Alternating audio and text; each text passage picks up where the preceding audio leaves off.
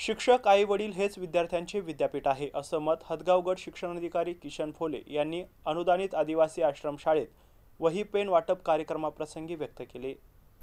तामसा येथून जवळच असलेल्या अनुदानित आदिवासी आश्रमशाळा वडगाव या ठिकाणी संस्थेचे अध्यक्ष माधव वैद्य आणि कोषाध्यक्ष श्रीमती वैद्य यांनी शाळेतील 1ली ते 7वी पर्यंत मुला-मुलींना वही, पेन, कंपास, रबर, ड्रॉइंग वही हे साहित्य हदगाव तालुक्याचे गट शिक्षण अधिकारी किशन फोले, कन्या शाळेचे राजेश बास्टेवाड, केंद्रीय मुख्याध्यापक नीलमवार, आर.टी. राठोड, आश्रमशाळेचे मुख्याध्यापक संदीप राठोड यांच्या हस्ते वाटप करण्यात आलं।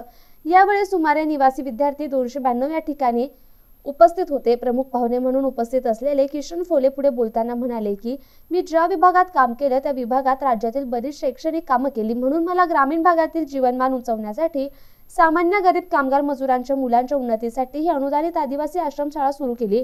भविष्यात या ठिकाणी 8वी ते 10वी पर्यंत तुकडी वाढविणार असल्याचेही यावेळी संस्थेचे अध्यक्ष माधव वैद्य यांनी सांगितलं। यावेळी शाळेतील शिक्षक, कर्मचारी, पालक, सेवक यांनी परिश्रम घेतले।